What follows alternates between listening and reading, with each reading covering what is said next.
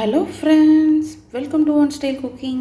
நாம இன்னைக்கு பார்க்க போற ரெசிபி என்னன்னு பாத்தீங்கன்னா ரொம்பவே சூப்பரான ஹெல்தியான ஒரு வெரைட்டி ரைஸ் தாங்க. எலும்பெல்லாம் நல்லா ஸ்ட்ரெngth ஆகிறதுக்கும் அது மட்டும் இல்லாம சின்ன குழந்தைங்க, ஏஜ் அட்டெண்ட் பண்ண பொண்ணுங்க, பெரியவங்க, குழந்தை பிறந்த பொண்ணுங்க எல்லாரும் சாப்பிடக்கூடிய ஒரு சூப்பரான வெரைட்டி ரைஸ் தாங்க கருப்பு உளுந்து சாதம். அது எங்க ஊர் தென்காசி திருநெல்வேலி சைடுல இது ரொம்பவே ஃபேமஸ். வாங்க எப்படி ஈஸியா டேஸ்டியா செய்யலாம்ங்கறத பார்க்கலாம். வீடியோக்குள்ளே போகிறதுக்கு முன்னாடி கீழே உள்ள ரெட் கலர் சப்ஸ்கிரைப் பட்டனை கிளிக் பண்ணுங்கள். கூடவே பக்கத்தில் உள்ள பெல் ஐக்கானையும் கிளிக் பண்ணுங்கள். அப்போ தான் நான் போடுற வீடியோ எல்லாமே உடனுக்குடன் உங்களுக்கு தெரிய வரும். வாங்க இப்போ வீடியோக்குள்ளே போகலாம். இப்போ ஒரு கடாயில் அரை கப் போல் உளுந்து எடுத்துருக்கேன். இப்போ இந்த உளுந்தை நல்லா வறுத்து எடுத்துக்கேன். அப்போ தான் இதோட வாசனை ரொம்ப நல்லாயிருக்கும்.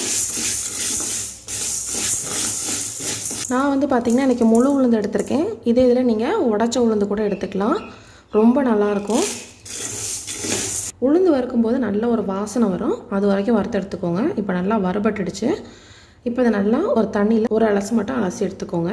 இப்போ ஒரு குக்கரில் நான் ஒரு கப் போல் சாதத்தை நல்லா கழுவி வச்சுருக்கேன், அதை சேர்த்துக்கலாம். இது கூடவே நம்ம வறுத்து கழுவி வச்சுருந்த உளுந்தையும் சேர்த்துக்கோங்க. இந்த கருப்பு சாதம் பார்த்திங்கன்னா எங்கள் ஊர் திருநெல்வேலி தென்காசி சைடில் ரொம்பவே ஃபேமஸுங்க. இது ரொம்பவே ஹெல்த்தியான ரெசிபி. அது மட்டும் இல்லாமல் ஒவ்வொரு தீபாவளிக்கும் எல்லார் வீட்லேயும் காலையிலேயே இந்த கருப்பு உளுந்து சாதம் செஞ்சுருவாங்க. இது கூட 4 பல் பூண்டு சேர்த்துக்கோங்க, கொஞ்சமாக ஜீரகம் சேர்த்துக்கோங்க. இப்போ ஒரு கப் ரைஸ் போட்டிருக்கோம், அரை கப் உளுந்து. ஸோ 1:2 ரேஷியோவில் 3 கப் அளவு தண்ணி சேர்த்துக்கலாம்.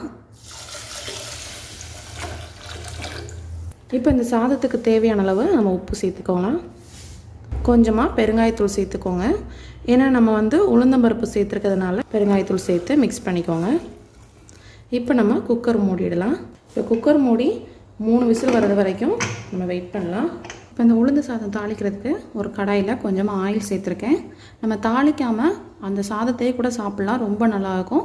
அதுக்கு சைட் டிஷ் பார்த்திங்கன்னா நீங்கள் கருவாட்டு குழம்பு இல்லை நான்வெஜ் வச்சு ஏதாவது கிரேவி வச்சிங்கன்னா நீங்கள் தாளிக்காமல் கூட செய்யலாம். நான் இன்றைக்கி நார்மலாக லஞ்ச் பாக்ஸ்க்கு ஏற்ற மாதிரி செய்ய போகிறேன். ஸோ அதனால் நான் தாளித்து எடுத்துக்கிறேன். இப்போ ஆயில் நல்லா சூடானதும் கொஞ்சமாக கடுகு உளுந்தம் பருப்பு சேர்த்துக்கோங்க. கொஞ்சமாக ஒரு 4-5 வெந்தயம் சேர்த்துக்கலாம். இப்போ கடுகு நல்லா பொரிஞ்சிருச்சு. இந்த ஸ்டேஜில் நான் காஞ்ச மிளகா ஒரு 3 காஞ்ச மிளகாவை இந்த மாதிரி கிள்ளி சேர்த்துக்கிறேன். கூடவே கொஞ்சம் கருவேப்பிலை, கொஞ்சம் பெருங்காயத்தூளும் சேர்த்துக்கலாம். நம்ம சாதம் செய்யும்போது கொஞ்சம் பெருங்காயத்தூள் சேர்த்தோம், இந்த தாளிக்கிறப்ப சேர்த்தோம்னா நல்ல வாசனையாக இருக்கும். கூடவே ஒரு அரை கப் போல் தேங்காய் சேர்த்துக்கலாம். இந்த தேங்காய் நம்ம சாதம் சேர்த்துக்கு முன்னே சேர்த்துட்டோம்னா லைட்டாக அந்த மாதிரி லைட்டாக வறுபடும்போது உங்களுக்கு அந்த வாசனை ரொம்ப நல்லாயிருக்கும்.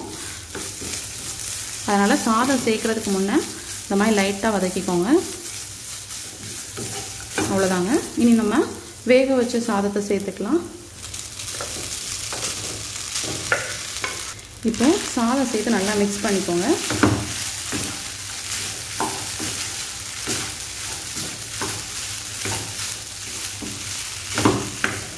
அவ்வளோதாங்க, நம்மளோட சூப்பரான கருப்பு உளுந்து சாதம் ரெடி ஆகிடுச்சு.